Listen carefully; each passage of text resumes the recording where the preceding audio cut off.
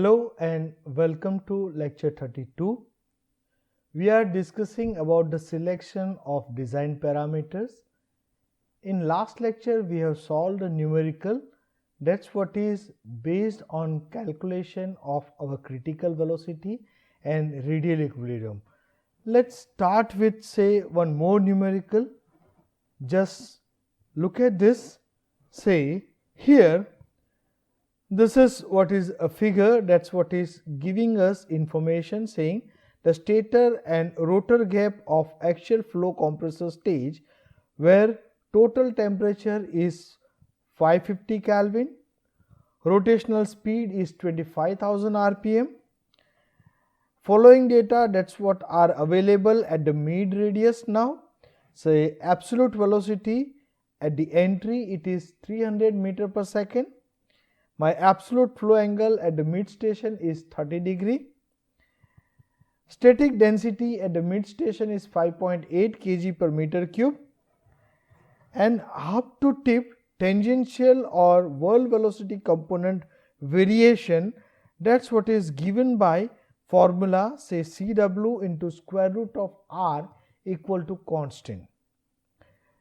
The rotor blade inlet or say metal angle is constant from hub to tip and rotor mean radius incidence angle is 0.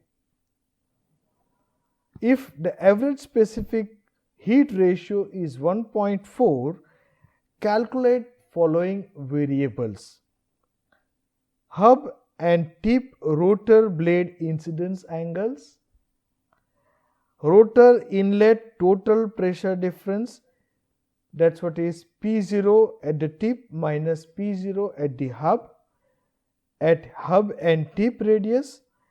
Assume average density magnitude to be that at the mid radius. So this numerical, that's what is somewhat different from what all we have discussed in the last class. Let's see what all information that's what is available with us. It says my total temperature is 550 Kelvin, rotational speed is given, that's what is say 25,000 rpm. My entry absolute velocity is 300 meter per second. My absolute flow angle is 30 degree.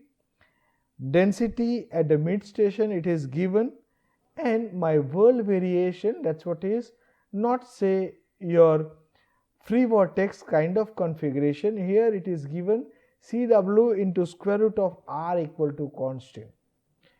The information that's what is given at mid section, my incidence angle is 0 and we need to calculate what will be the incidence angle at the hub and the tip. We also need to calculate what will be your total pressure difference. So you can say this is what is a different kind of numerical where we are looking for other properties. Okay, so let's try to understand how do we solve with this kind of numericals. So what all we are looking for is we are looking for incidence angle calculation at hub and tip. What we know, in order to calculate that say incidence angle, we must know what will be our inlet blade angle and outlet blade angle.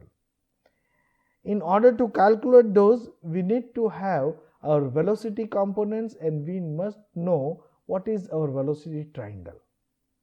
Okay. Now here in this case, if you look at, we can say my peripheral speed, that's what can be calculated based on available radius, and my rotational speed is known to me. Okay. The whirl component, that's what it says, it is following Cw into square root of R equal to constant. So that's what will be helping us for calculation of our whirl component. Okay. So this is what all will be helping us in sense of calculating velocity components.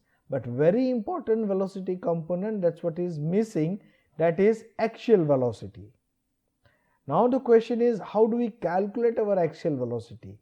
Angles are unknown, few velocity components are known, but at the same time what we know, we have our radial equilibrium equation. That's what will be helping us for calculation of our axial velocity. It may be varying from hub to tip, or it may be remains constant. We need to check with.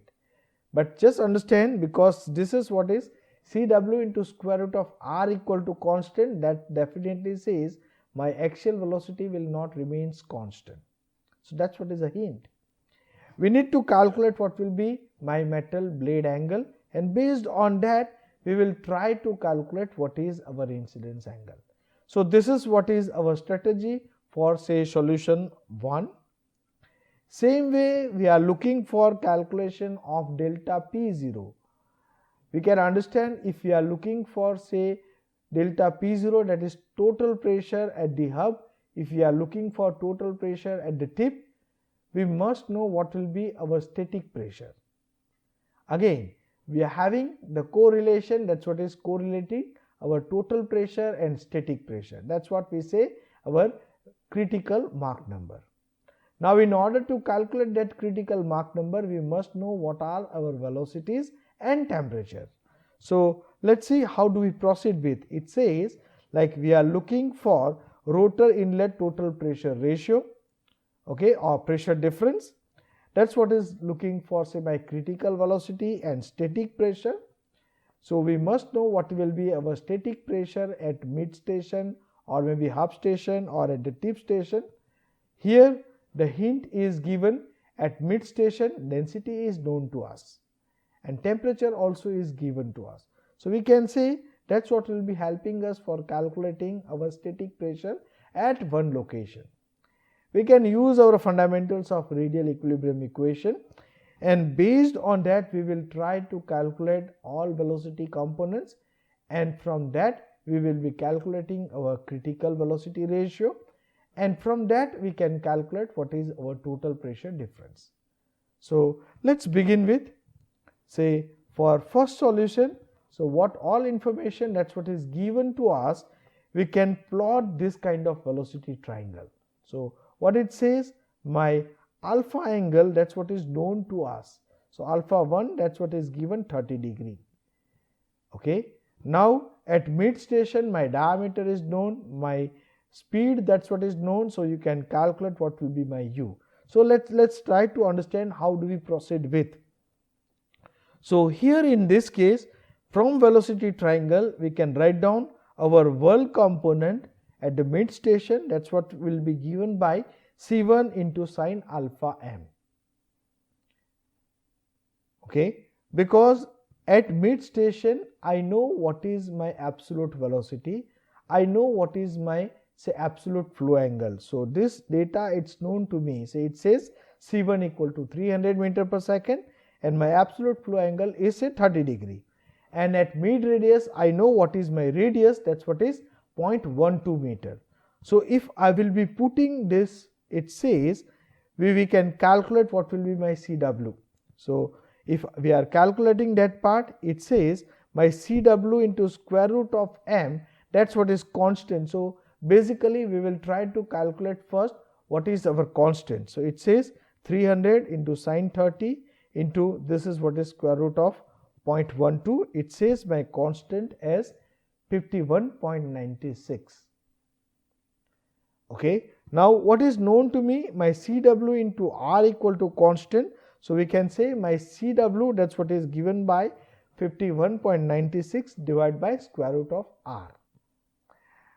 Now it says if I am looking for what will be my whirl component at hub, I can calculate by putting hub radius, I can calculate at tip by putting tip radius. So let's see, suppose if you are considering this as our case, at hub we know our radius as 0.06 meter, at mid station our radius is 0.12, and at the tip station my radius is 0.18. So if we are putting that into formulation, it says my whirl component at the hub is 212.13 meter per second. My Cw at the mid station, that's what is 150 meter per second, and my Cw at the tip, that's what is 122.47 meter per second. So you are having higher swirl component or whirl component, that's what is present at the hub, and lower whirl component, that's what is present at the tip. Okay, so this is what is a calculation for our whirl component. Now, in order to do calculation for our flow angle, we are looking for our axial velocity. Now, what we know from our formulation of radial equilibrium equation, or say vortex energy equation, we can write down this is what is a known formula for us. So, in place of my CW, we can write down that's what is given by some constant divided by square root of R. So, if we are putting in this equation, and if we will try to put in the formulation form, it says half d axial velocity square divided by dr, that is what is given by minus 1 by 2 c square by r square. Now, here in this case, we can do the integration. Again, since at mid station my axial velocity, that's what we can calculate. So, let me put this as a mid station to some radius r. Here also we are putting at mid station to some radius r. So, that's what is giving me my axial velocity at any radial location as say c square at mid station minus c square by rm plus c square by r. Now, here in this case it says we are not having any information about axial velocity at the mid station. But if you look at from our fundamental understanding, the angle alpha, that's what is known to me, that is say 30 degree. Now, we have already calculated our CW1 at the mid station. So, based on my formula, I can write down my axial velocity at the mid station, that's what is given by C1 cos alpha m. So, this C1, that's what is known to me, it is 300 meter per second, my alpha is 30 degree. It says my axial velocity at the mid station is coming to be 259.80 meter per second. Okay. Now, once this is what is known to us, we can write down in the form of this formula. It says my Ca square or my axial velocity at any radius, that's what is given in the form of some radius. So, this is what is the formula. Okay. So, you can understand the basic application of radial equilibrium, your vortex energy equation, that's what is always necessary. We need to have some background of mathematical formulation in sense of integration and differentiation. That's what will be helping us in order to get the solution in a proper way. So, this is what is my axial velocity at particular radial location. Now, we can say my radius for hub, my radius for mean and radius at the tip station, they are known to me. It says at hub it is 0.06 meter, at mid it is 0.12 meter, and at the tip it is 0.18 meter.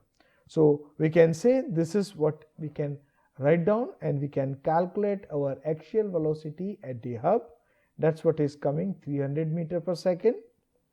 At the tip station, this is coming 244.95 meter per second. Okay. So, do not consider or do not assume axial velocity to be constant. Be careful. You are given the variation of whirl component, and that too it is in a formulation form. That's what is giving you hint my axial velocity is not remaining constant. Okay. Now, if this is what is your case, we can calculate what is our peripheral speed. Okay. So, in order to calculate that, we know what is our rotational speed, that's what is 25,000. My hub radius is known, that's what will give me my peripheral speed at the hub station, at mid station, and at the tip station.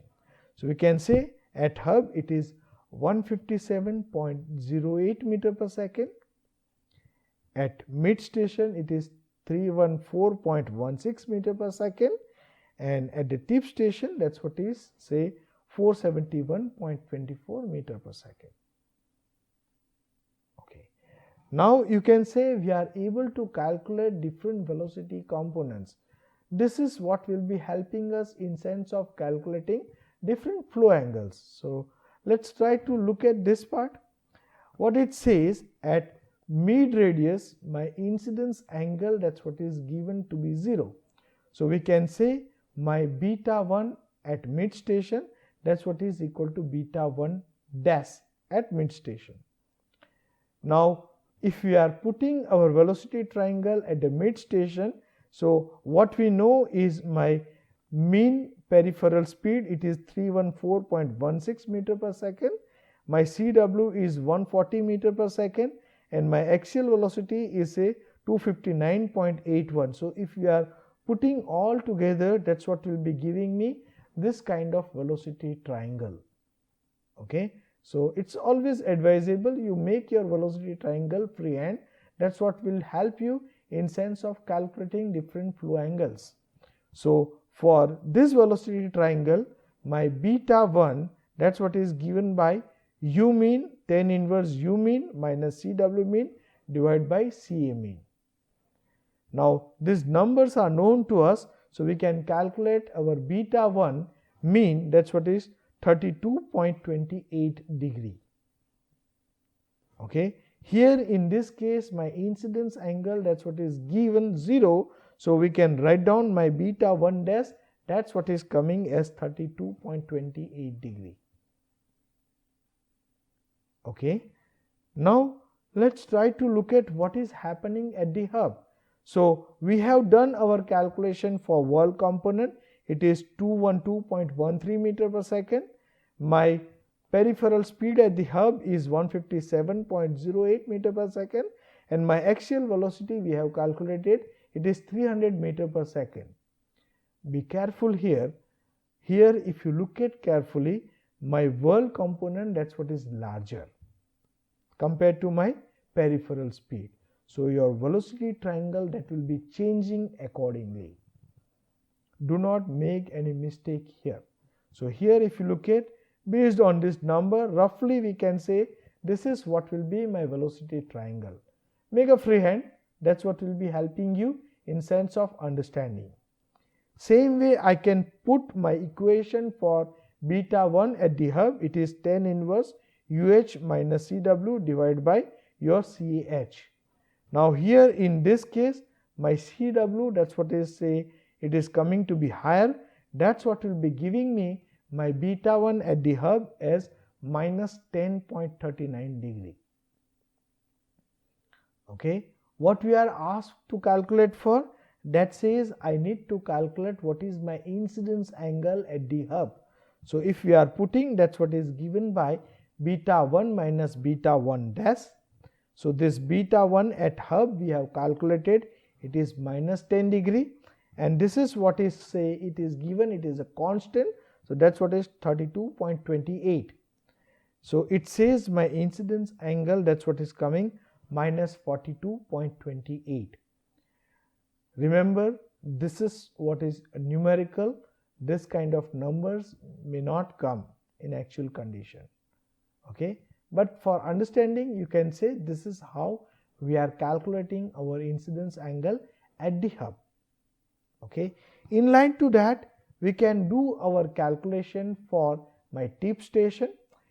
At tip station we know what is our wall component, we know what is our peripheral speed. It says my wall velocity is 122.47 meter per second, my peripheral speed is 471.24 meter per second, and my axial velocity at the tip is 244.95 meter per second. So based on this data, if I am putting my velocity triangle, then this is what will be my velocity triangle. Okay, so here in this case we are not having the situation as we have seen for our hub. You can see here my peripheral speed, that's what is larger, and my wall component, that's what is smaller. So you can see here, so this portion, that's what is representing my wall component. Okay, and this is what is my peripheral speed. So if that's what is your case, you can write down by 10 beta 1, that's what is u tip minus CW divided by CA. These numbers, they are known to us, so we can do our calculation for, that's what it says, we are getting our incidence angle to be 22.61. Okay. So this is what will be giving us idea about what we say in sense of our variation of incidence angle at hub, variation of our incidence angle at the tip. Okay. Now the second part for this numerical, as we have discussed, that's where we are looking for variation of delta P0. Okay, at hub, and what will be the variation of my delta P0, or we can say what is my P0 at the hub and what is my P0 at the tip. Okay, so here in this case, as we have discussed, let's start with the solution for. So very first thing what we are looking for is for calculation of our critical velocity component. Now in order to calculate our critical velocity component, we must have the temperature value. Okay, so at mid station I can write down my static temperature, that's what is given by total temperature minus C1 square by 2 Cp. If we are putting that, it says my static temperature, that's what is coming as 505.2 Kelvin. Okay. Now from our fundamental understanding, we can do our calculation for say my static pressure at the mid station as say density into R into T static. So we can say that's what is coming as say 840.99 kilopascal. So now at mid station my static pressure, that's what is known to me. Okay, so here in this numerical, my temperature, static temperature, that's what is not given straight away, but remember that's what is related in sense of say my total temperature and absolute velocity. Okay, so what all data, that's what is given to you, just try to locate that, put it on diagram or write down what all data, that's what is given to us, and based on that you move ahead with. Okay. Now in order to do our calculation for the variation of my static pressure at the tip or mean or say maybe hub, we can use our radial equilibrium equation. It says my dP by dr, that's what is given by say rho Cw square by r. Now what is given to us? We know what is our work component, that's what is say constant divided by square root of r.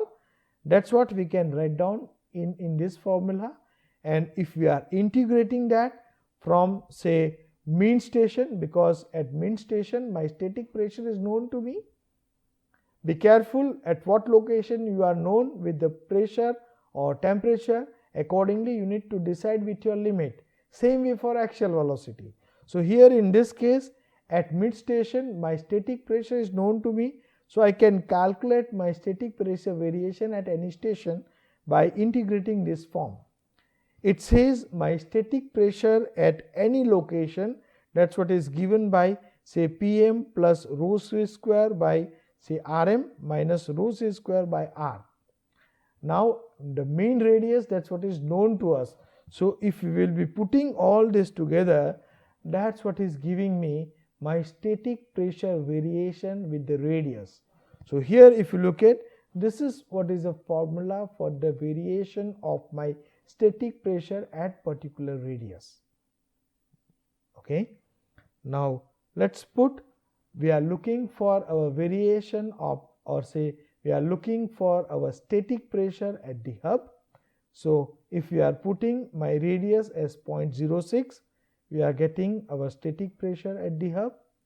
If we are putting our radius at the tip as 0.18, we are getting our static pressure at the tip. Okay. So now my static pressure at the hub and tip, they are known to us.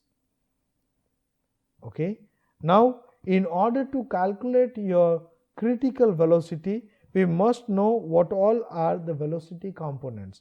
So here in this case, if you are looking for say absolute velocity at the hub, we can write down that's nothing but Cw square by Ca square, and that's what will give me my absolute velocity component as say 367.72 meter per second. Same way, my absolute velocity at the tip, it is 273.86 meter per second. My critical velocity at the tip, we can calculate, it is square root gamma 2 gamma r at T static divided by gamma plus 1. This temperature, static temperature at the tip, that's what is known to us. So we can write down this equation and we'll get 429.13 meter per second. So now if we are looking for say calculation of our critical Mach number at the hub, we can write down that by say C1 by VCR. Same way for tip, we can write down C1 by VCR. So since my absolute velocities are known to me, so I can calculate what will be my critical Mach number at the hub and what will be my critical Mach number at the tip, and that's what is coming say 0.856 and 0.638. Now once this critical Mach number, that's what is known to us, we know there is a relation between say my total pressure and my static pressure in the formula for critical Mach number. So if we are putting these numbers, it says this is what is P divided by this. Here at hub, my critical Mach number is 0.856.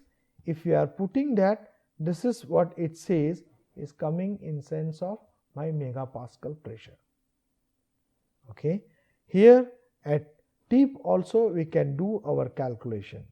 So if we are putting all this together, that's what is saying like my delta P0, that's what is coming to be say 10.192 kilopascal. Okay. So let's do the compilation of what all we have learned. Say we have calculated our say tangential velocity variation, that's what is CW into square root of r equal to constant. That constant we have calculated, it is 51.96. We have calculated our axial velocity variation at mid station, hub station and tip station. Then we have calculated our incidence angle at the hub. We have calculated our incidence angle at the tip.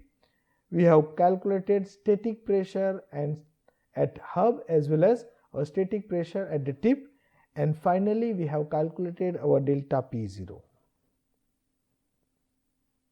Okay. So this is how what all we need to use in sense of our understanding for what all formulas we have learned up till now. So this is what is end of this particular session. Thank you very much for your attention.